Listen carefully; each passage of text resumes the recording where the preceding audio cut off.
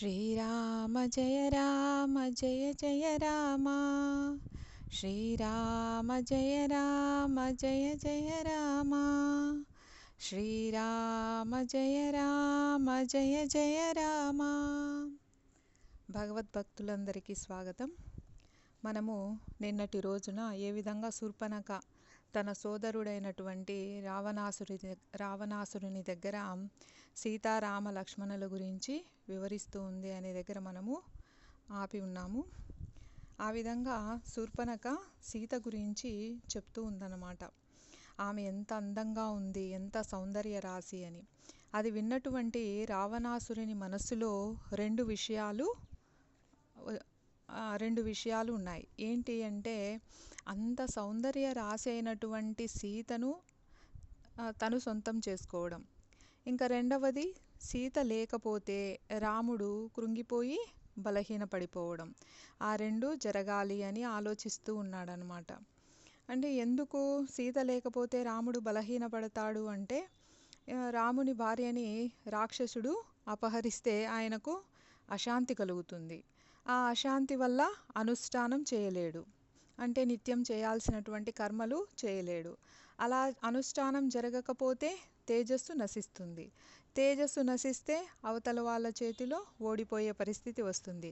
కాబట్టి రాముణ్ణి అప్పుడు సులభంగా జయించవచ్చు అని రావణాసురుడు ఆలోచిస్తూ ఉన్నాడనమాట. ఆ విధంగా శూర్పణఖ తన యొక్క పగను తీర్చుకోవడానికి రావణాసురుణ్ణి ఒక పనిముట్టుగా ఎంత బాగా వాడుకోవాలో అంత బాగా వాడుకుంటుందన్నమాట. ఇంకా ఇలా చెప్తూ ఉంది రావణాసురునితో. కాబట్టి సీత చాలా అందగత్తె, విశేషమైన కీర్తి కలిగినటువంటిది, అందమైన శిరోజాలు కలిగినది. వనంలో తిరుగుతూ ఉంటే ఆమె వనదేవతేమో అని అనిపిస్తుంది. సాక్షాత్తు శ్రీ మహాలక్ష్మిలాగా ఉంది. కాల్చిన బంగారు కాంతిలో ఉంటుంది. ఎర్రని అందమైన గోర్లు, సన్నని నడుము కలిగి ఉంటుంది.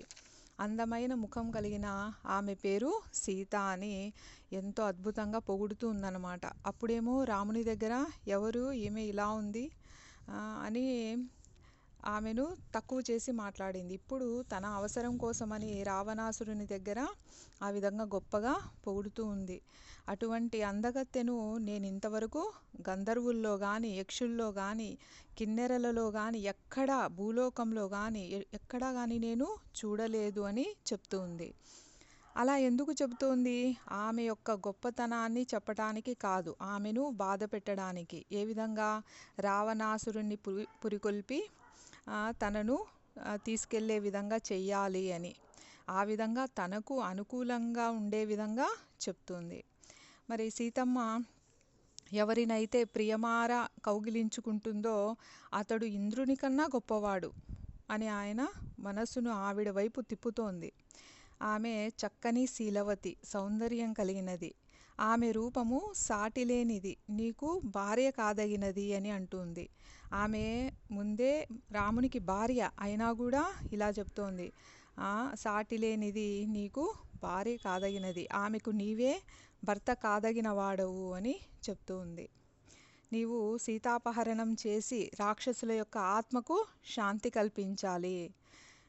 ఎందుకంటే సీత లేని రాముడు అశాంతి పాలవుతాడు. అది చూసి మన సైనికుల యొక్క ఆత్మ శాంతిస్తుంది. అసలు నేను సీతను నీ భార్యను చేద్దామనే వెళ్ళాను, కానీ ఆ లక్ష్మణుడు నా ముక్కు చెవులు కోసేశాడు అని చెప్తూ ఉంది. వెంటనే ఇంకా రావణాసురుడు ఒక్క నిమిషం కూడా ఆగదలుచుకోలేదన్నమాట. వెంటనే సీతను తెచ్చేసుకోవాలని ఆయన మంత్రులతో సమావేశమై వాళ్ళతో చర్చిస్తే, ఆయనకున్నటువంటి మంత్రులందరూ ఇంకా గొప్పవాళ్ళు. వాళ్ళందరూ కూడా సీతను అపహరించడాన్ని సమర్థించినారు. అప్పుడు ఇంక వెంటనే ఆయన తన యొక్క వాహనశాలలోకి వెళ్తాడు. వెళ్ళి రథసారథిని పిలిచి ఒక ఉత్తమమైన రథాన్ని పూంచు అని చెప్తాడనమాట.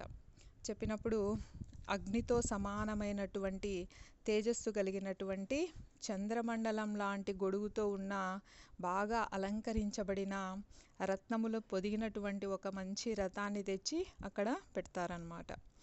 దానికి గాడిదలు కట్టబడి ఉంటాయి. వాటి ముఖాలు ఎలా ఉంటాయంటే పిశాచ ముఖాలలాగా ఉన్నాయి. అటువంటి రథాన్ని రావణాసురుడు అధిరోహించి నదీ నదముల యొక్క భర్తను అంటే సముద్రాన్ని చూస్తూ వెళ్తున్నాడు. ఎందుకంటే లంక సముద్రం అవతల ఉంది కాబట్టి, సముద్రం మధ్యలో ఉంది కాబట్టి ఆ సముద్రాన్ని చూస్తూ వెళ్తున్నాడు. ఎలా అంటే ఇక్కడ నదీ నదములు అంటే తూర్పుగా ప్రవహించి సముద్రంలో కలిస్తే దాన్ని నది అని అంటాము. పశ్చిమంగా ప్రవహించి సముద్రంలో కలిస్తే దాన్ని నదము అని అంటున్నాం. కాబట్టి వాటి యొక్క భర్త అయినటువంటి సముద్రాన్ని చూస్తూ వెళ్తూ ఉన్నాడు. అంతేకాకుండా కింద ఉన్నటువంటి ఆశ్రమాలను చూస్తూ ఉత్తర దిక్కుగా వెళ్తూ ఉన్నాడు. అక్కడ రావణాసురుడు ఒక గొప్ప వృక్షాన్ని చూస్తాడనమాట. అది ఎలాంటి వృక్షం అంటే చాలా చాలా శాఖోపశాఖలుగా పెరిగిపోయి ఉంటుందన్నమాట. మరి ఆ వృక్షాన్ని చూస్తాడు. ఒకానొకప్పుడు గరుత్మంతుడు గజకచ్చపములు అని ఒక ఏనుగు ఒక తాబేలు, గజము అంటే ఏనుగు, కచ్చపము అంటే తాబేలు, ఇవి రెండు నిరంతరం పోరాడుతూనే ఉండేవన్నమాట. గొడవ పడుతూనే ఉంటే గరుత్మంతుడు ఏం చేశాడు, వాటిని తీసుకెళ్ళి తినేయాలని కాళ్ళతో పట్టుకొని 100 యోజనాల వరకు శాఖలున్నటువంటి ఆ గొప్ప వృక్షం దగ్గరికి వెళ్తాడనమాట. మనము మరి 100 యోజనాల వరకు శాఖలుండే చెట్లు కూడా ఉంటాయా అంటే ఉంటాయి. మనం కూడా చూసి ఉంటాము. కదిరి దగ్గర మనము తిమ్మమ్మ మరిమాను అని ఒక పెద్ద వృక్షం ఉంది, మర్రి వృక్షం. దాదాపు అది 11 కిలోమీటర్ల ఎంతో విస్తరించి ఉంది. చాలాసార్లు నేను కూడా వెళ్ళి చూశానన్నమాట. మరి అలాంటి ఆ చెట్టు, మర్రి చెట్టు యొక్క కొమ్మ మీద పెడతాడు గరుత్మంతుడు. ఆ బరువుకి ఏమవుతుంది, ఆ కొమ్మ పెలపెలమని విరిగి కింద పడిపోతూ ఉంటుంది. అది కింద ఉన్నటువంటి మునులు తపస్సు చేసుకుంటున్నారు. వాళ్ళ మీద పడే లోపలే గరుత్మంతుడు ఆ కొమ్మను ఒక కాలితో దానిపైన పెట్టినటువంటి గజ కచ్చపాలను ఇంకొక కాలితో పట్టుకొని ఆకాశంలోకి ఎగిరిపోయి సముద్రం పైన ఎగురుతూ వెళ్తాడనమాట. వెళ్ళి సముద్రం మీద ఎగురుతూ ఉన్నప్పుడే ఆయన ఆ రెండింటిని, ఏనుగును తాబేలును తినేస్తాడు. అంతేకాకుండా ఇంకొక కాలికి ఉన్నటువంటి ఆ కొమ్మతో అక్కడ ఒక గ్రామం ఉంది. ఆ గ్రామంలో కొంతమంది కిరాతకులు ఋషులను బాధిస్తున్నారన్నమాట. వాళ్ళని అందరినీ కూడా ఆ కొమ్మతో చంపేస్తాడు గరుత్మంతుడు. ఆ కిరాతులని చంపేసి వెళ్తాడు. ఆ విధంగా ఆ చెట్టు కింద ఎంతోమంది మునులు తపస్సు చేసుకునేవాళ్ళు. ఆ చెట్టు పేరు, ఆ వృక్షం పేరు సుభద్రం. దాన్ని రావణాసురుడు చూస్తాడు. తర్వాత ఆయన సముద్ర తీరాన్ని చేరిన తర్వాత మారీచుని యొక్క ఆశ్రమాన్ని చూస్తాడనమాట. సీతను అపహరించాలంటే రామలక్ష్మణులను దూరంగా పంపించాలి. అది అంత సులభమైన పని కాదు. మరి దానికోసం అంత బాగా సమర్థవంతంగా ప్రణాళిక వేయగలిగినటువంటి ఒక మిత్రుడిని వెతుక్కోవాలి. కాబట్టి ఆయనకు వెంటనే ఎవరు గుర్తొచ్చాడు, మారీచుడు గుర్తొచ్చాడనమాట.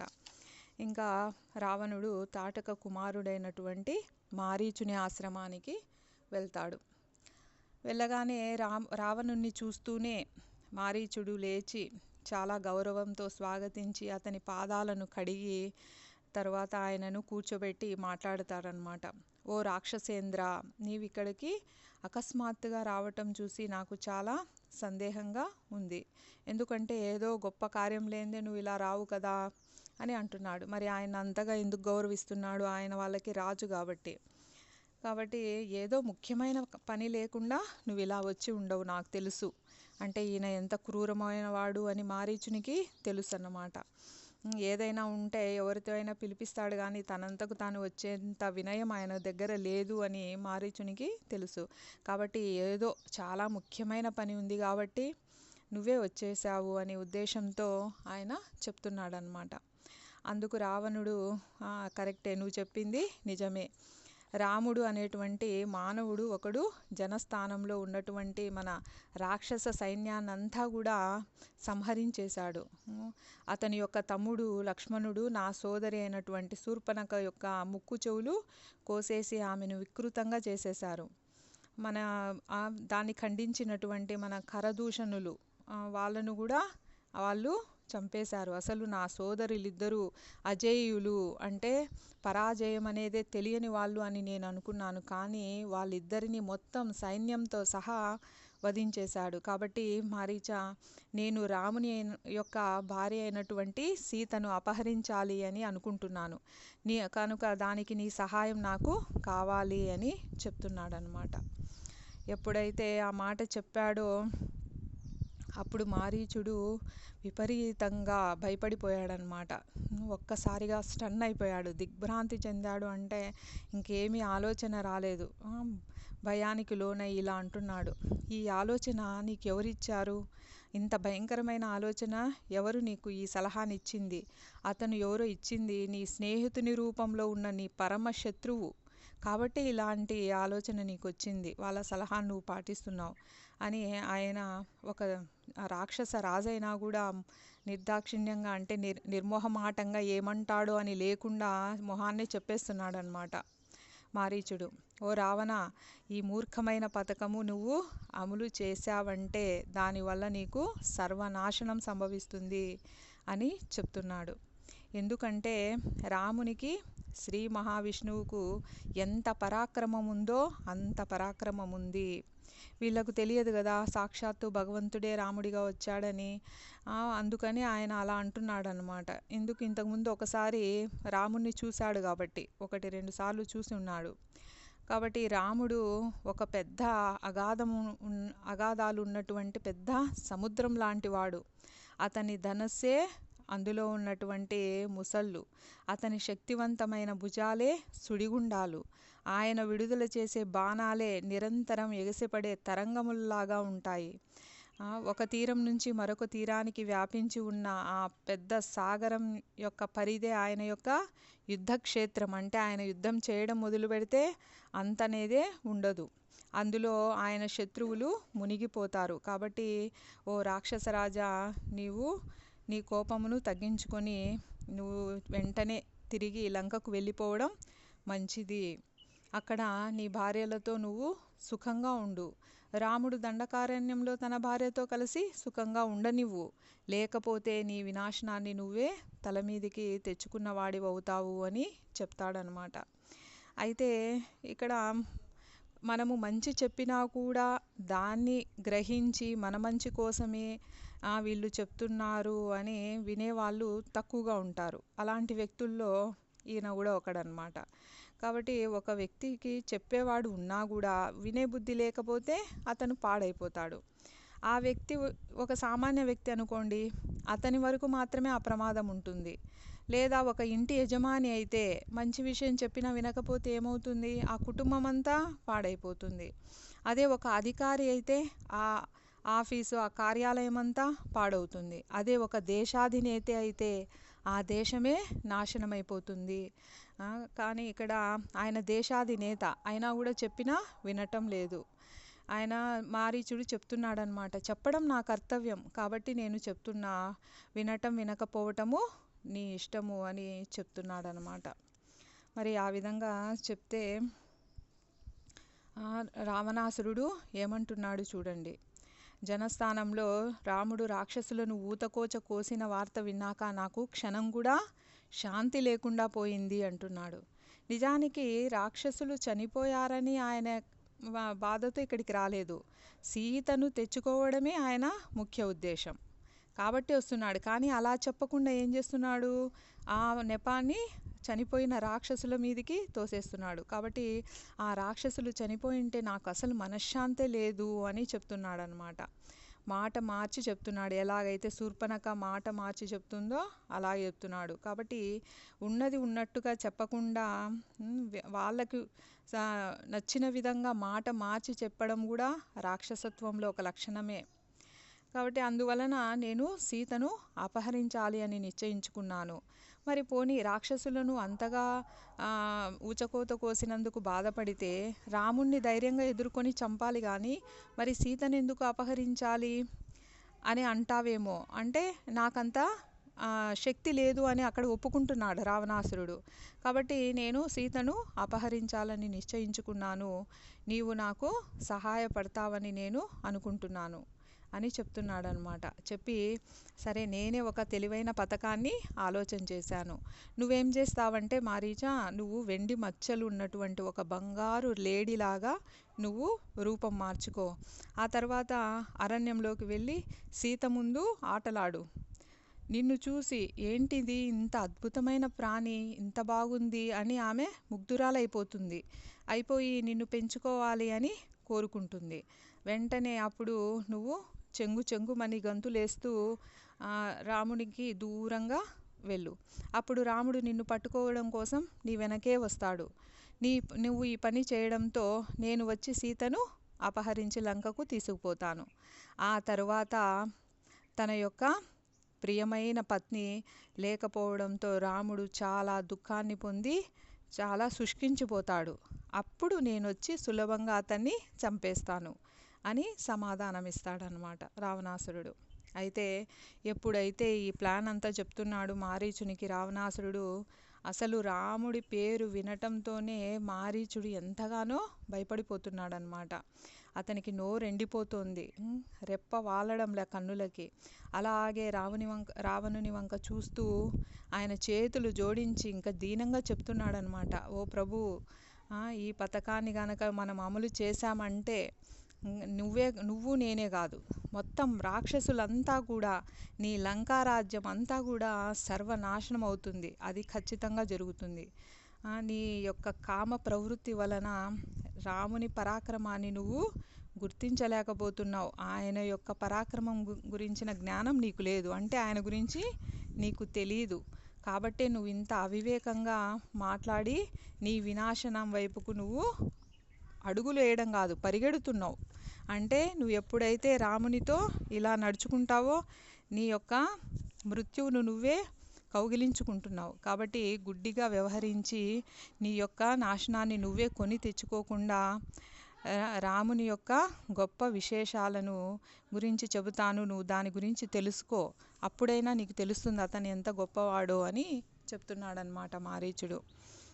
గతంలో నేను నా యొక్క శక్తితో గర్వంతో విర్రవీగుతూ గదను పట్టుకొని భూమండలం అంతా సంచరిస్తుండేవాడిని. అయితే దండకారణ్యంలో ఋషులు వాళ్ళ యొక్క మాంసాన్ని తిని జీవిస్తుండేవాడిని.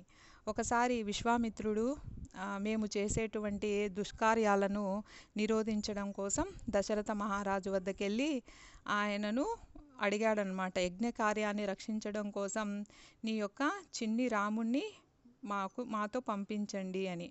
ఆ తర్వాత రాముడు విశ్వామిత్రుని వెనకే వచ్చాడు. యజ్ఞవాటికను పర్యవేక్షిస్తుండగా నేను అజ్ఞానంతో, అంటే జ్ఞానం లేకపోవడం అంటే నిజం తెలియకపోవడం.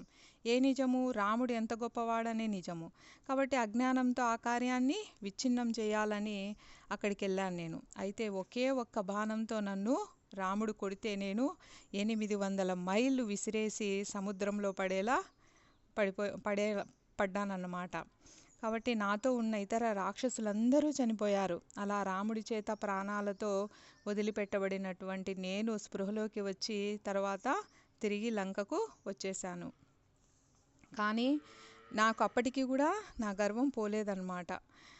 నేను ఇంకా నరమాంస భక్షిలాగా ఉండి దుప్పి రూపంలో, అంటే వీళ్ళకి కామరూపులు అనమాట, ఏ రూపం కావాలంటే ఆ రూపం ధరిస్తారు. కాబట్టి మారీచుడు ఒక దుప్పిలాగా రూపం మార్చుకోవడం, తర్వాత దండకారణ్యంలో వచ్చిన ఋషుల రక్తాలను పీల్చడం, యథేచ్ఛగా సంచరించడం అలా చేస్తూ ఉన్నాను. అయితే అప్పుడు రాముడు లక్ష్మణునితో సీతతో అక్కడ తిరుగుతూ ఉండడం నేను చూసి ఎప్పుడో చిన్నప్పుడు కదా అప్పుడు ఆయన నా మీద బాణం ప్రయోగించింది, ఇప్పుడు సన్యాస జీవితం గడుపుతున్నాడు కదా ఈ రాముడు, ఇప్పుడు అంత శక్తి కూడా ఉండదు, ఏదో కందమూలాలు తింటున్నాడు, కాబట్టి ఇతన్ని మనం సులభంగా మట్టు పెట్టచ్చు అని అనుకొని నేను ప్రతీకారం తీర్చుకోవాలి అని నిశ్చయించుకున్నాను.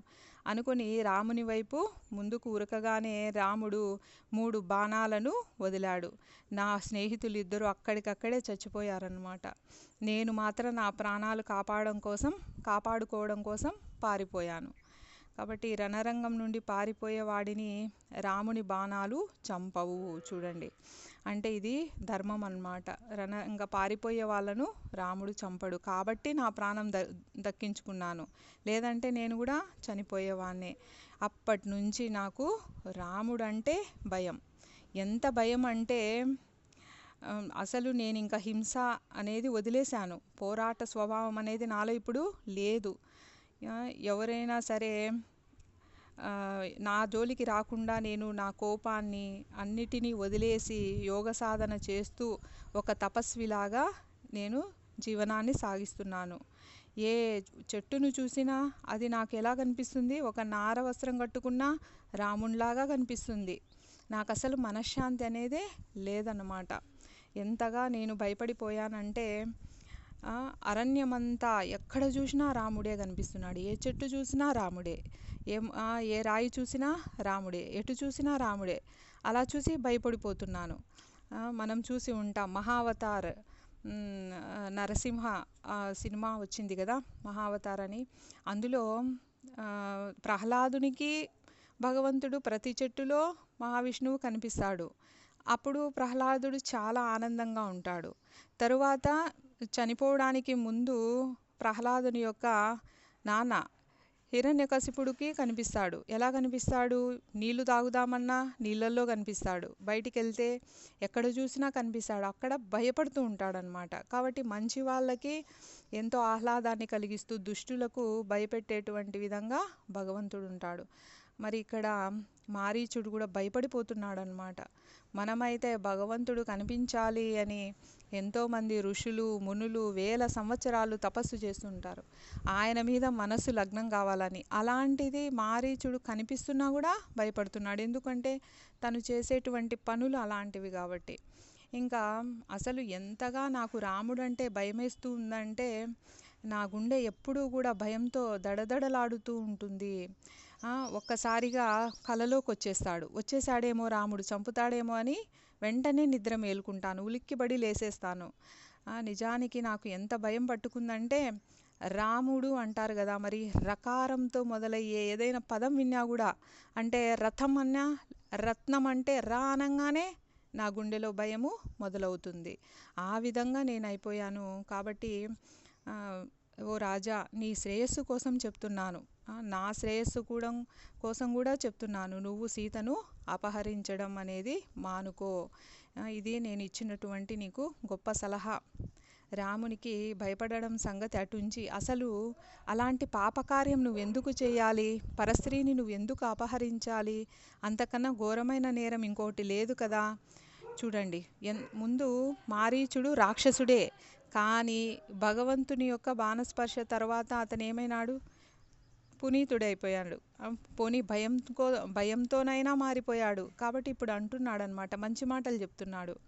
మారిపోయాడు కాబట్టి నీకున్న వేల మంది భార్యలు ఉన్నారు నీకు. ఆ భార్యలతో నువ్వు సంతృప్తిగా ఉండు, హుందాతనంగా ఉండు, భాగ్యాన్ని అనుభవించు, రాజ్యాన్ని అనుభవించు, నీ ప్రాణాలను కాపాడుకో. అంతేకాని ఇలాంటి పాపకార్యం మాత్రం చేయొద్దు అని సలహా ఇచ్చాడనమాట. ఇంకా ఇంత చెప్తున్నాడు కదా మారీచుడు, అంతా ఓపిగ్గా విన్నాడు రావణాసురుడు. విన్న తర్వాత అంటున్నాడు, మారీచా, ఇక నేను చెప్పేది నువ్వు వినాల్సిందే.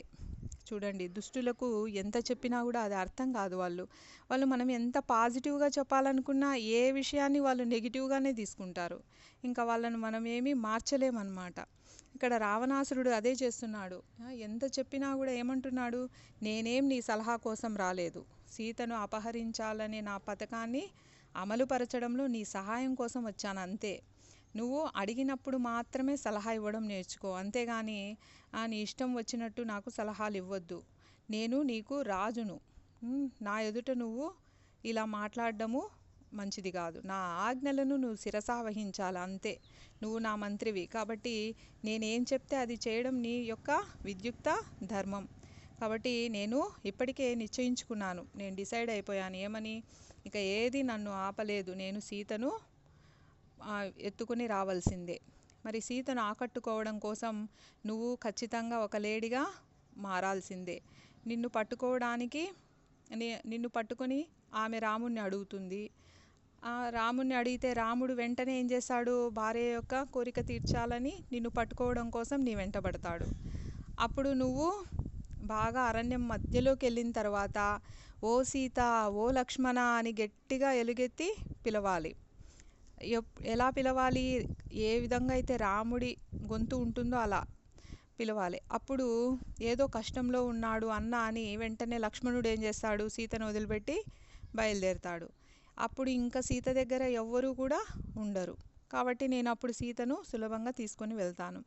ఈ పాటి సేవ చేశావంటే చాలు, ఇంకా ఇందుకు ప్రతిఫలంగా నీకు నేను నా అర్ధ రాజ్యాన్ని ఇచ్చి నిన్ను సత్కరిస్తాను అని అంటున్నాడు అన్నమాట.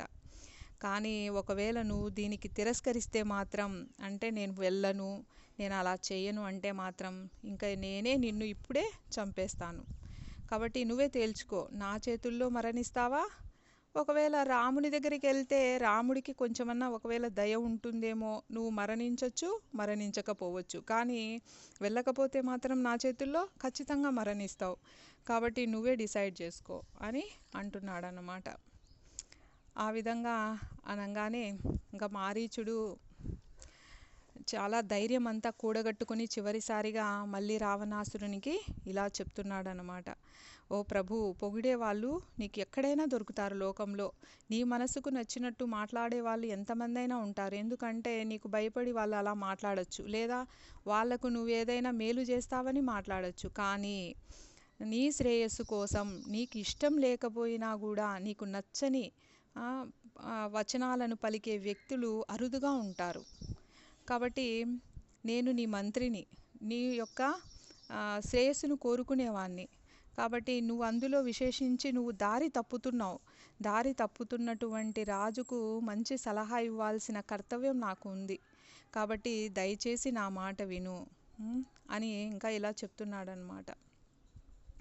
రావణ, రాజే ఇలా అధర్మంగా ప్రవర్తించి పరుల భార్యను అపహరిస్తే మరి నీ ప్రజలు ఎలా వ్యవహరిస్తారు? ఆవు చేలో మేస్తే దూడ గట్టున మేస్తుందా? వాళ్ళు కూడా అధర్మంగా ప్రవర్తిస్తారు. ఎందుకంటే నువ్వు ఎన్నో ధర్మశాస్త్రాలు చదివిన వాడివి, నీ ప్రజలకు ఆదర్శంగా ఉండాల్సిన వాడివి. మరి వాళ్ళు ఏమీ తెలియని వాళ్ళు. తెలియని వాళ్ళు తప్పు చేస్తే నువ్వు తెలియజెప్పాలి. మరి అన్నీ తెలిసిన నువ్వే తప్పు చేస్తే వాళ్ళు ఏమనుకుంటారు? అన్నీ తెలుసు మా రాజుకు, ఆయనే ఇలా చేశాడు, మనం చేయడంలో తప్పేముంది అని వాళ్ళు కూడా తప్పుదారిలో వెళ్తారు. కాబట్టి అలా చేయొద్దు అని చెప్తున్నాడు. చూడండి ఎంత గొప్ప మాట చెప్తున్నాడో మారీచుడు. మనం కూడా గమనిస్తూ ఉంటాం, ఇళ్లల్లో పిల్లలకి మనం ప్రతిసారి ఏమని చెప్తాం, సెల్లు చూడొద్దు, టీవీ చూడొద్దు, నువ్వు వెళ్ళి చదువుకో అని చెప్తూనే ఉంటాం. కానీ ఎంతమంది పిల్లల కోసం టీవీ చూడడం మానేశారు? పోనీ వాళ్ళు చూసినప్పుడు మాత్రమే చూసి, లేదా మంచి విషయాలు వాళ్ళతో షేర్ చేసుకోవడం, వాళ్ళతో ఎంతమంది టైం స్పెండ్ చేస్తున్నారు అనేది మనము ఒకసారి ఆలోచించుకోవాలి. ముందు అన్నీ తెలిసిన మనము ఆ సెల్ ఫోన్ చూడడంలో కానీ, టీవీలు కానీ, లేదా ఏదైనా దురలవాట్లు కానీ వాళ్ళ ముందర మనం వాటిని ఉపయోగించకుండా ఉండడం మనం నేర్చుకోవాలి. పొద్దున్నే లేచి చదువుకోమని చెప్తాం, కానీ మనం పొద్దున్నే లేవకపోతే పిల్లలకి ఎలా మోటివేషన్ వస్తుంది? మనం లేవకపోతే వాళ్ళు అమ్మ నాన్నే పడుకున్నారులే, మనము తర్వాత లేయచ్చులే అని వాళ్ళకు అనిపిస్తుంది. అంటే ఎవరికైనా కొంచెం ఇంటర్నల్గా మోటివేషన్ ఉండేవాళ్ళు, ఏదైనా సాధించాలనే వాళ్ళు ఎవరితో పని లేకుండా లేస్తారు. కానీ చాలామంది పిల్లలు, మనం అనుకుంటాం మనం ఎంత చెప్పినా పిల్లలు వినట్లేదు అంటాం. కానీ పిల్లలకు మనం చెప్పే మాటలు చెవులకు అంతగా వినిపించవు. మనం ఏం చేస్తున్నామో అదే వాళ్ళకు బాగా కనిపిస్తుంది. కాబట్టి వాళ్ళు ప్రతి ఒక్కటి గమనిస్తూ ఉంటారు. కాబట్టి మనము ఎలా ప్రవర్తిస్తున్నాము అనేది చాలా ముఖ్యం. మనం ఆదర్శవంతంగా ప్రవర్తిస్తే వాళ్ళు కూడా ఆదర్శవంతంగా పెరగడానికి ప్రయత్నం చేస్తారు. కాబట్టి మనం ఎప్పుడూ కూడా వాళ్లకు చేసి చూపించడానికి ప్రయత్నం చేయాలి. పిల్లల్ని కనడం అనేది, పెంచడం అనేది అన్నిటికన్నా చాలా గొప్ప బాధ్యత, కష్టమైన బాధ్యత అది. ఎందుకంటే మనం అలా సిద్ధపడినప్పుడే, అంటే మంచి పౌరుల్ని తీర్చిదిద్దగలుగుతామని మనం మానసికంగా శారీరకంగా సిద్ధపడినప్పుడే మామూలుగా అయితే సంతానాన్ని పొందాలి. కానీ ఆ సంతానాన్ని పొందడం అయితే జరుగుతుంది, కానీ వాళ్ళని మనము ఎంతసేపు ఆర్డర్స్ ఇచ్చి నువ్వు ఇలా చేయి, నువ్వు అలా చేయి, నువ్వు అలా ఉండు, నువ్వు ఇలా ఉండు అని చెప్తాం అంతే. కానీ మనం ఎలా ఉంటున్నాం? వాళ్ళకి చెప్పిన దాంట్లో మనం 50% అన్నా ఉంటున్నామా?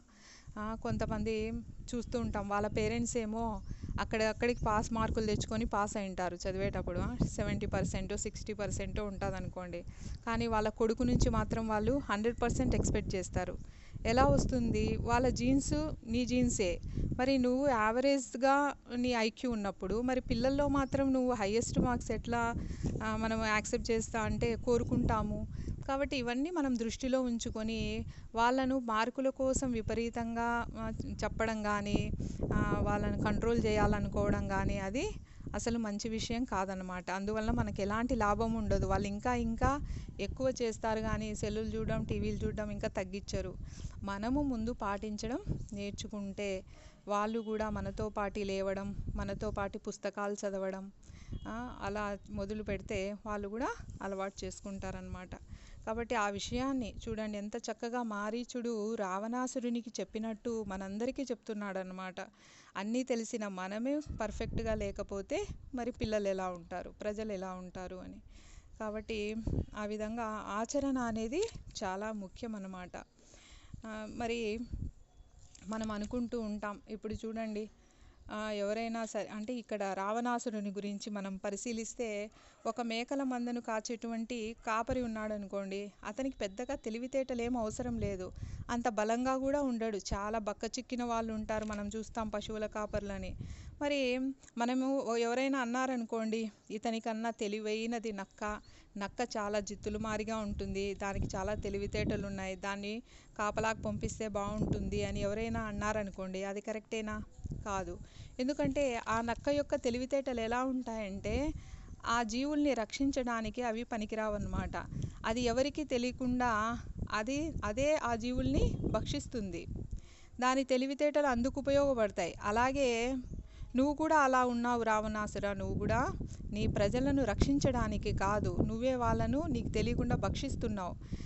కాబట్టి నీ పరిపాలన అలా ఉంది, నీ ప్రజలు కూడా క్రమంగా నశిస్తారు నీ యొక్క ఆలోచనల వలన. కాబట్టి ఎప్పుడైతే రాముడు నన్ను చూస్తాడో, అంటే నేను జింక రూపంలో వెళ్ళిన తర్వాత అయినా చనిపోయేటప్పుడైనా తెలిసిపోతుంది, లేదా జింక రూపంలో నన్ను చూసినా కూడా వెంటనే నేను చచ్చిపోయినట్లే లెక్క. ఎందుకంటే రాముని బాణానికి తిరుగులేదు. మరి సీతమ్మ నిన్ను చూస్తే, సీతమ్మ అయితే నిన్ను చంపదు. ఎందుకు చంపదు? ఆమె చంపడం అనేది, నిన్ను చంపడం అనేది ప్రధానమైన విషయం కాదు. ఎందుకు? ఆమె తలుచుకుంటే ఆమె పాతివ్రత్యంతో నిన్ను చంపగలదు, కానీ చంపదు. ఎందుకంటే ఇక్కడైతే నువ్వు ఒక్కడివే పోతావు. అదే సీతను నువ్వు లంకకు తీసుకెళ్ళావనుకో, అక్కడికి వస్తే నువ్వు ఉండవు, నీ లంక ఉండదు, నీ రాక్షసులన్న వాళ్ళు ఎవ్వరూ కూడా ఉండరు, మొత్తం అందరూ నశించిపోతారు. కాబట్టి సీతమ్మను అపహరించడము అనేటువంటి ఆలోచనే నీ మరణానికి నాంది. నువ్వు ఎప్పుడైతే తీసుకుని వెళ్తావో సీతను, అప్పటి నుంచి ఇంకా నీకు సుఖం అనేదే ఉండదు అని చెప్తూ ఉన్నాడు మారీచుడు. ఆ విధంగా చెప్పినా కూడా రావణాసురుడు ఏమీ పలకలేదన్నమాట. అప్పుడు మారీచుడు అంటున్నాడు, దురదృష్టవశాత్తు చావు మూడినవాడు మంచి సలహాను ఎప్పుడు కూడా వినిపించుకోడు అని అనుకొని, సరే అయితే ఓ రాజా, నీ పథకాన్ని మనము అమలు పరుస్తే చివరకు ఇద్దరము చచ్చిపోవడం అదైతే ఖాయం. నేను మాత్రమే అనడం లేదు, మారీచుడు ముందే చెప్పేశాడు, ఇంకా నువ్వు కూడా చనిపోవడం ఖాయం. అయితే నీ చేతిలో చావడం కంటే శ్రేష్ఠుడైనటువంటి రాముడి చేతిలో యుద్ధభూమిలో మరణించడమే మేలు. అప్పుడు కనీసం నాకు మంచి ఉన్నతి గతిలో అయినా కలుగుతాయి. కాబట్టి మన ఇద్దరం ఇంకా బయలుదేరదాం. ఇంకా అర్థమైపోయింది మారీచునికి, ఇంకా ఎంత చెప్పినా రావణాసురుడు వినడు అని. సరే అని ఇంకా రావణాసురుడు ఏమనుకుంటున్నాడు, నేను చివరగా హెచ్చరించినాను, వార్నింగ్ ఇచ్చినా కాబట్టి చంపేస్తానని భయపడి మారీచుడు ఇంకా ఒప్పుకున్నాడు అని రావణాసురుడు ఆనందపడుతున్నాడు అన్నమాట. ఎంత మూర్ఖంగా ఉన్నాడు చూడండి. కాబట్టి ఇంకా ఆయన ఆనందపడిపోయి, నా మాట బాగా చక్కగా విన్నావు మారీచా అని మారీచుడిని ఆలింగనం చేసుకున్నాడు అన్నమాట. మరి ఆయన అంత తక్కువ స్థాయిలో ఆలోచన కలిగి ఉన్నాడు. ఆయన అసలు పేరు రావణాసురుడు కాదనమాట, ఆయన పేరు దశగ్రీవుడు. ఆయన పుట్టినప్పుడు 10 తలలతో పుట్టాడు. ఎన్నో దుశ్శకునాలు కనిపించాయి ఆయన పుట్టినప్పుడు. అప్పుడు ఆయన తాతగారు వచ్చి, రావణాసురుని యొక్క తాతగారు విశ్వవసు బ్రహ్మ, ఆయన ఏంటి 10 తలలతో పుట్టాడు వీడు అని దశగ్రీవుడు అని నామకరణం చేశాడు. అయితే మరి రావణాసురుడు అని ఎందుకు అంటున్నాము అంటే, అది ఆయన బిరుదు అంటే ఎగతాళిగా ఇచ్చినటువంటి పేరే అయినా కూడా అది ఆయన బిరుదుగా మార్చుకున్నాడు అనమాట. ఒకసారి ఏమవుతుందంటే, ఈయన కైలాస పర్వతానికి వెళ్తాడు పార్వతీ పరమేశ్వరుల యొక్క దర్శనం కోసం. వెంటనే వెళ్ళిపోవాలనుకుంటాడు, ఈయనకి గర్వం ఎక్కువ కదా, కానీ తొందరగా దర్శనం కలగదు. అప్పుడు ఆయనకు చాలా కోపం వస్తుందన్నమాట. కోపం వచ్చి తన 2 చేతులతో కైలాస పర్వతాన్ని పైకెత్తేయాలా అని ఎత్తబోతూ ఉంటాడు. అప్పుడు పరమశివుడు తన కాలి బొటనవేలుతో కిందికి నొక్కుతాడనమాట. అప్పుడు రావణాసురుని యొక్క 2 చేతులు పర్వతం కింద ఉండిపోతాయి. ఒక పెద్ద పర్వతము, కైలాస పర్వతము, అందులోనూ పార్వతీ పరమేశ్వరులు అందులో ఉన్నారు. అలాంటి పర్వతం చేతుల మీద పడితే ఇంకెలా ఉంటుంది? ఆ బాధ తట్టుకోలేక ఈ దశగ్రీవుడు గట్టిగా హాహాకారాలు చేస్తున్నాడనమాట. ఎంత గట్టిగా అరుస్తున్నాడంటే ఆ అరుపులకు 3 లోకాలు కూడా కదిలిపోయాయన్నమాట. ఇంకా పరమేశ్వరుడు కూడా అనుకుంటున్నాడు, ఏంటిది ఇంత గట్టిగా అరుస్తున్నాడు, ఇంత పెద్ద ధ్వని చేస్తున్నాడు. ధ్వనిని రవం అని కూడా అంటారనమాట. కాబట్టి ఇంత పెద్ద ధ్వని చేస్తున్నావా నువ్వు రావణ అని అంటున్నాడు. అంటే గట్టిగా రవం చేసేవాడు రావణుడు అని. ఆ విధంగా ఈశ్వరుడు అన్నప్పుడు ఆయన రావణ అని పిలిచాడు కాబట్టి రావణాసురుడు అని పేరు పెట్టుకున్నాడు అనమాట. అది ఆయన బిరుదని ఆయన సంతోషించాడు. ఆ విధంగా వాళ్ళు వెళ్ళారన్నమాట. దండకారణ్యంలోకి వెళ్ళారు. వెళ్తే ఎలా వెళ్తున్నారు? రావణుడు వచ్చినటువంటి గగనయాన రథం అంటే ఆకాశంలో ప్రయాణించగలిగేటువంటి రథాన్ని ఎక్కి బయలుదేరారు. వాళ్ళు అనేక అరణ్యాలు, నదులు, పట్టణాలు, సస్యశ్యామలంగా ఉన్నటువంటి పొలాలు అన్నిటినీ దాటుకుంటూ ప్రయాణించి దండకారణ్యంలో రాముడు, సీత, లక్ష్మణుడు నివసిస్తున్నటువంటి చోటు దగ్గరికి వచ్చారన్నమాట. వచ్చి దిగారు, దూరంగా దిగారు. దిగి రథం నుండి దిగుతూనే మారీచుడు ఇంకా ఏం చేయాలి, లేడీలాగా మారిపోవాలి. కాబట్టి వెంటనే చెప్తున్నాడు రావణాసురుడు, ఇంకా తొందరగా ఇంకా నువ్వు లేడీ వైపో అని. చూడండి, ఆయన లేడీ అయితే ఏమవుతుంది, వెంటనే ఆయన చావు ఆయన కొని తెచ్చుకున్నట్టే. ఆయన చనిపోతాడని తెలిసినా రావణునికి ఎలాంటి బాధ లేదు. అలాంటి వాళ్ళ దృష్టి మన మీద పడకుండా జాగ్రత్త పడాలి మనం కూడా. మొహమాటానికి కూడా అలాంటి వాళ్ళతో ఉండకూడదు. అంటే వాళ్ళ స్వప్రయోజనం కోసం మనల్ని బలి పశువులను చేసే వాళ్ళు మన చుట్టూ కూడా ఉంటారు. మనం కూడా అలాంటి ఆలోచనలు చేయకూడదు అని తెలుసుకోవాలి. మరి ఆ విధంగా అంటూనే వెంటనే ఒక అందమైన లేడీగా రూపు మార్చుకున్నాడు మారీచుడు. అప్పుడు ఆ లేడీ రాముని పర్ణశాలకు వద్దకు వెళ్ళి ఆటలాడుతూ ఉందన్నమాట. అటు ఇటు చెంగు చెంగున గంతులేస్తూ ఉంది.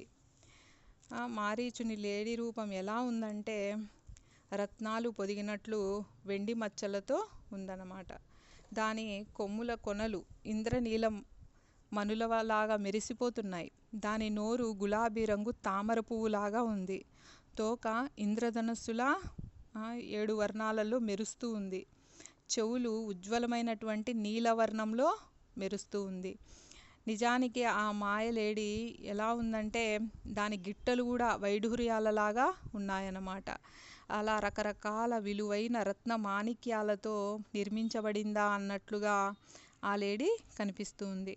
మిరుమిట్లు గొలుపుతున్నటువంటి ఆ కాంతితో ఆ లేడీ ఆ పర్ణశాల పరిసర ప్రాంతాలన్నిట్లో తిరుగుతూ ఉంటే దాని యొక్క ఆ తేజస్సుతో అక్కడంతా చాలా ప్రకాశవంతంగా కనిపిస్తూ ఉంది. అది కొంతసేపు ఒకచోట గడ్డి మేస్తుంది, ఇంకొంతసేపు అలా చెట్ల మధ్యలో తిరుగుతూ ఉంటుంది. మనం గమనిస్తూ ఉంటాం, లేళ్ళు చోట స్థిరంగా ఉండవన్నమాట. అటు ఇటు తింటూ ఉంటాయి, తిరుగుతూ ఉంటాయి. పక్క నుంచి ఏదైనా ఒక పులో సింహమో వస్తుందేమో అని తల ఇటు అటు తిప్పి చూస్తూనే ఉంటుందన్నమాట. ఆ విధంగా అది అలా ఇలా తిరుగుతూ ఉంటే ఆ సమయంలో సీత పూలు కోయాలని బయటికి వస్తుంది. ఆమెను చూచి ఈ జింక రూపంలో ఉన్నటువంటి మారీచుడు ఆమె దృష్టిని ఆకట్టుకోవడం కోసం ఆమె ముందరికెళ్ళి గంతులేస్తూ ఉంటాడు. అటుపక్కకు పరిగెడతారు, ఇటుపక్కకు పరిగెడతాడు. ఒక చెట్టు దగ్గర నక్కుతాడు, తల తిప్పి చూస్తాడు, అట్లా దాగుడు మూతలాడుతున్నట్టు అలా ఇలా తిరుగుతూ ఉంటాడు. మరి మారువేషంలో ఉన్నటువంటి రాక్షసుడు కాబట్టి ఒకవేళ జింకల గుంపులోకి వెళ్ళాడనుకోండి ఈ మారీచుడు, అప్పుడే ఆ జింకలు వాసన పసిగడతాయన్నమాట. వాసన పసిగట్టి అవి దూరంగా పరిగెట్టిపోతాయి. మరి ఇతనికేమో మరి రాక్షసుడు కదా, కాబట్టి మళ్ళీ పడిపోతానేమో అని ఆ రాక్షసుల గుంపులో నుంచి పక్కకు వచ్చి దాక్కుంటున్నాడనమాట. ఆ విధంగా అది సీత దగ్గరికి వస్తుంది ఆ జింక. ఒక్కసారి అంటే ఆమె పూర్తిగా చూస్తే కదా ఆమె దృష్టి బాగా ఆకర్షించబడుతుంది అని నిశ్చలంగా ఒక్క క్షణం పాటు నిలబడుతుంది ఆ జింక. అంతకు ముందెప్పుడు ఇలాంటి అద్భుతమైనటువంటి లేడీని చూడనందున సీత ఎంతో సంతోషిస్తుంది. అసలు ఎంత ఆశ్చర్యపోతుందన్నమాట. కళ్ళు పెద్దవి చేసుకొని ఆశ్చర్యంతో రామ లక్ష్మణ త్వరగా రండి రండి అని గట్టిగా పిలుస్తుందన్నమాట. పిలిచి సీత కళ్ళప్పగించి చూస్తూ ఉంటే రాముడు లక్ష్మణుడు కూడా ఆ మాయలేడిని చూస్తారు. దాన్ని చూడగానే లక్ష్మణునికి అప్పుడే సంశయం కలుగుతుందన్నమాట. ఎందుకంటే ఇంత అద్భుతమైన జీవి ఇక్కడ భూమి మీద ఉందని మనం ఎక్కడా వినలేదు. ఇదేదో మాయా తంత్రమై ఉంటుంది. నాకు తెలిసి మారీచుడు అనేటువంటి రాక్షసుడు ఇలాంటి జంతు రూపాలను దాల్చి అరణ్యంలో వేట కోసం వచ్చిన రాజులను మభ్యపెట్టి చంపుతూ ఉంటాడని నేను విన్నాను. కాబట్టి ఇది ఖచ్చితంగా మారీచుడి పని అని అప్పుడే లక్ష్మణుడు పసిగట్టేశాడు. కానీ ఇక్కడ రావణ సంహారం కోసం కథ ముందుకు జరగాలి కాబట్టి ఆ విషయాన్ని ఏం చేసిన సీత తోసిపుచ్చేసిందనమాట. లేదు చూడు రామ ఎంత బాగుంది ఇది, నా మనస్సును ఆకట్టుకునింది. కాబట్టి ఈ లేడీ నాకు చాలా నచ్చింది. ఇది నేను చక్కగా పెంచుకుంటాను దీన్ని. మనకు చక్కని పెంపుడు జంతువుగా ఉంటుంది. కాబట్టి ఈ శుష్కమైనటువంటి అరణ్యంలో దీనితో మనం ఉంటే కొంత ఆనందంగా కూడా ఉంటుంది. దయచేసి వెంటనే వెళ్ళి ఆ లేడీని పట్టుకో. ఒకవేళ ఎలాగూ ఇంకా మన 14 సంవత్సరాల వనవాసం పూర్తయిపోతుంది కదా, తిరిగి వెళ్ళేటప్పుడు మనం అయోధ్యకు వెళ్ళేటప్పుడు మనతో పాటి తీసుకెళ్దాం. దీన్ని చూస్తే భరతుడు మన తల్లులు అందరూ ఎంతో సంతోషపడతారు. ఏంటి ఇంత గొప్పగా ఉంది ఈ జీవి అని అందరూ సంతోషపడతారు. దయచేసి రామా నా మాట విను, నేను ఆడుకోవడానికి అది నాకు కావాలి. ఎంత ముద్దొస్తోందో చూడు, దాని మృదువైన చర్మం ఎంత బాగా చందమామలాగా మెరిసిపోతుందో కదా. కాబట్టి రామా దయచేసి నాకు దీన్ని తెచ్చివ్వు అని అడుగుతుందన్నమాట. ఒకవేళ ఇది ప్రాణాలతో దొరకలేదనుకో, దాన్ని చంపైనా తీసుకునిరా. ఎందుకంటే దాని యొక్క చర్మము ఎలా ఉంది, రత్నాలతో పొదిగినట్లుగా ఉంది. దాని అందమైన ఆ తోలును నేను కంబలిగా ఉంచుకుంటాను. దానిపైన నేను కూర్చొని ఇక్కడ ప్రకృతి సౌందర్యాలను ఆస్వాదిస్తాను. ఒకవేళ నన్ను నువ్వు ఒక మూర్ఖురాలివి అనుకుంటావేమో, ఏమన్నా అనుకో, నాకు మాత్రం ఆ లేడీ కావాల్సిందే. చూడండి అంతగా ఆ మాటలు అలా పలకబడుతున్నాయన్నమాట. ఆ విధంగా దాని యొక్క అందచందాలకు పూర్తిగా సీత సమ్మోహితురాలైపోయింది. ఇంకా సీత యొక్క కోరికను విన్నటువంటి రాముడు సీతతో మాట్లాడడం లేదన్నమాట. లక్ష్మణునితో చెప్తున్నాడు. ఏమని, ఎందుకు లక్ష్మణునితో మాట్లాడుతున్నాడంటే రామునికి కూడా అనుమానం వచ్చింది. ఎందుకంటే ఇంత అద్భుతమైన జీవి ఉండదు కదా భూమి మీద అని. కానీ ఇంకా సీత అడిగింది కాబట్టి తీసుకొని రావడానికి ఆయన నిశ్చయించుకొని లక్ష్మణునితో మాట్లాడుతున్నాడు. ఈ లేడీని చూచి సీత చాలా ఇష్టపడుతుంది. ఆమె కోసం ఎలాగైనా సరే నేను దీన్ని తీసుకురావాలి. దాని నాలుక చూడు, అగ్నిబాణంలాగా మేఘాల నుంచి వచ్చేటువంటి ఒక మెరుపులాగా ఉంది. ఇలాంటి జింక ఎక్కడా దొరకదు. స్వర్గంలోనో లేకపోతే ఎక్కడో నందనోద్యానవనంలోనో కూడా ఉండదు. ఇంతటి శోభ ఉన్నటువంటి ఈ ప్రాణిని నేను తీసుకొని వస్తాను. ఒకవేళ ఇది మనకు దొరకకపోతే దీన్ని చంపైనా తీసుకొని వస్తాను. దాని చర్మాన్ని మనం తివాచీగా ఉపయోగిద్దాం, దాన్ని సీతకు బహుకరిద్దాం అని అంటున్నాడన్నమాట. సరే ఒకవేళ లక్ష్మణ నువ్వు చెప్పినట్లు ఆ లేడీ మారీచుడే అనుకుందాం. అయితే ఏముంది, మనము ఎలాగూ అరణ్యంలో ఉండేటువంటి ఋషులందరికీ మేలు చేసినట్లు అవుతుంది కాబట్టి ఆ మారీచుడిని చంపేస్తాను. కాబట్టి అలాగైతే అలా జింక చర్మమైనా వస్తుంది, లేదా జింకను తీసుకొస్తాను, లేదా మారీచుడు అనే రాక్షసుడు సంహరింపబడతాడు, ఎలాగైనా మంచిదే కదా. కాబట్టి లక్ష్మణ, నేను తిరిగి వచ్చే వరకు నువ్వు ధనుర్ధారివై అంటే ధనుస్సును ధరించి చాలా జాగ్రత్తగా సీతను సంరక్షిస్తూ ఉండు.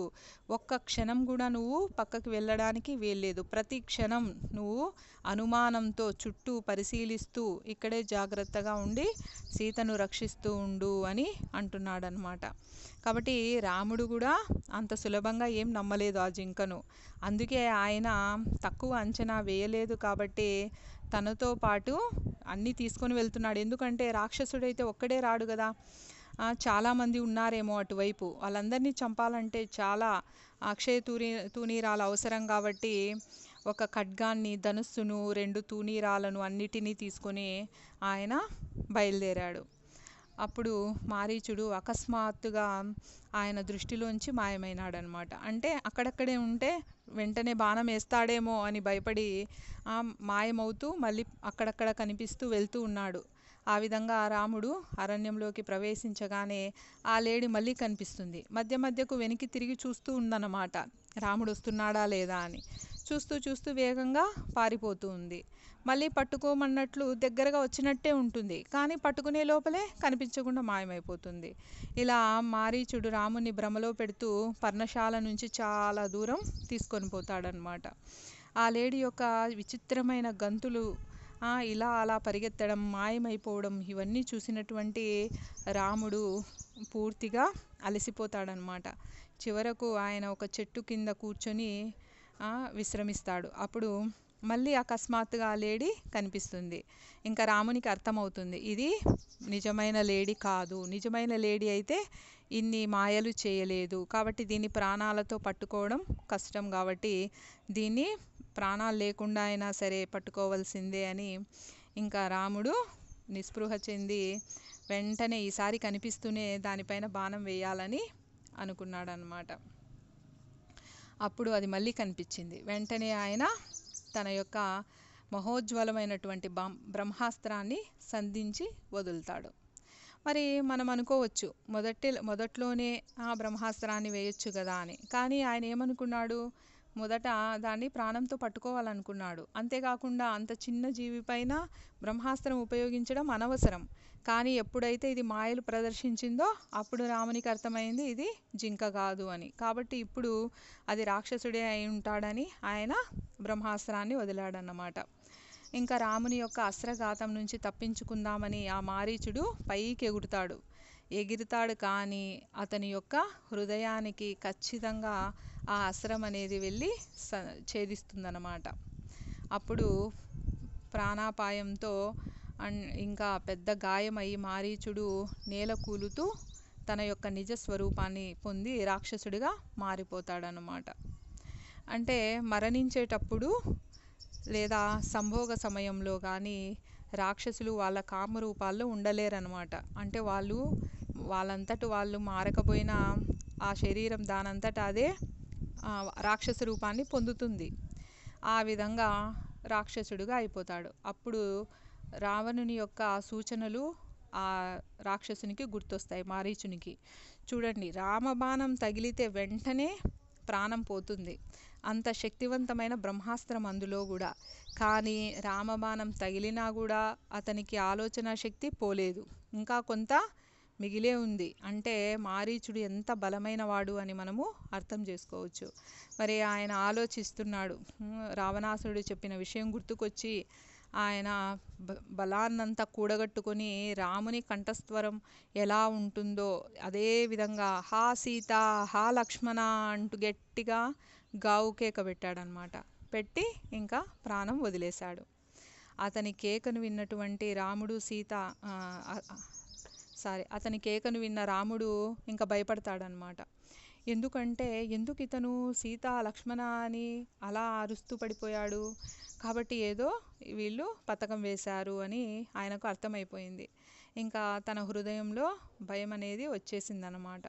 వెంటనే ఆతృతగా ఆయన తన యొక్క పర్ణశాల వైపు పరుగు తీస్తాడు. చూడండి, ఈయన మరి భగవంతుడే అయినా కూడా మానవ రూపంలో ఉన్నాడు కాబట్టి మానవ సహజమే కదా, మరి ఎదురుగా వచ్చిన ఎంత గొప్ప వీరులనైనా చంపచ్చు కానీ వాళ్ళు వేసేటువంటి దుర్మార్గమైన పథకాలను ఎదుర్కోవడం కొంచెం కష్టమే అన్నమాట. వాళ్ళు ఎలాంటి పథకాలు వేశారో వీళ్ళకి అర్థం కాదు కాబట్టి ఇంకా ఇప్పుడు ఏం జరుగుతుంది, ఆ విధంగా రాముడు పర్ణశాలకు వెళ్ళే లోపల ఎలాంటి పరిణామాలు జరిగి ఉంటాయి అనే విషయాన్ని మనము రేపటి రోజున చర్చించుకుందాము.